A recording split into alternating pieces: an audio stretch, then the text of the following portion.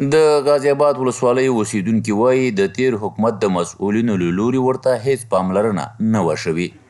له همدې امله یې خلک د هر ډول پرمختیاوو بې برخې پاتې دي او په ځانګړې توګه د غازي اباد او ناړۍ ولسوالیو ترمنځ یې د 15 کیلومتره سړک خاموالی تر ټولو لویه ستونزه بولي.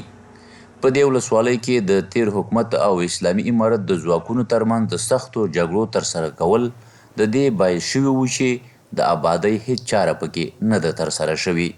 ځینې سیمه ییز سپین ږیري وایي د اسلامي امارت په راتلو سره یې سیمه کې پر سړکونو سربیره ګڼو د آبادۍ چارو ته اوږه ورکړل شوې او په ځانګړې توګه د غازي اباد او ناړۍ ولسوالیو ترمنځ 15 کیلومتره او د همدې ولسوالۍ بیا د شرقي نورستان کامدېش ته د 18 کیلومتره سړکونو جوړېدو خلک خپل راتلونکي ته هیله مند کړي دي.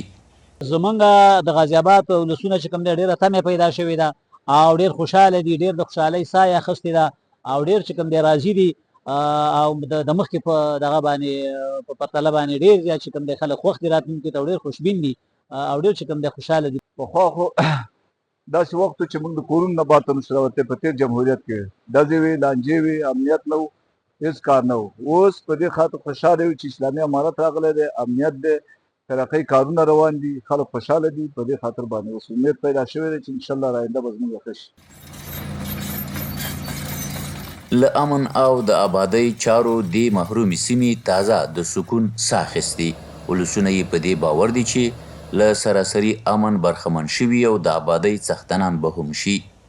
20 کاله مخکې ډېرې دربدرۍ په دې غازي آباد نه چې د ټول افغانستان کې تېرې شوې وې، د اسلامي امارت د شرعي نظام د راتګ سره ټول افغانان متحد وروري او هماهنګي او بالکل بشپړ امنیت دی چې په افغانستان په ګوټ ګوټ کې که په غره کې شپه کې که د سړک په غاړه شپه کې انشاءالله امن دی، امنیت دی، هېڅ قسم ستونزه نشته. ولسونو ته انشاءالله کارونه زمینه برابر شوې ده او دغه ورته نور موږ کوشش کوو چې دې کې ورته اسانتیاوې او د آبادۍ کارونه ورته جلب کړو. ولسونه په آبادۍ کې په سړکونو باندې خوښ دي، په دې عمومي سړکونو باندې.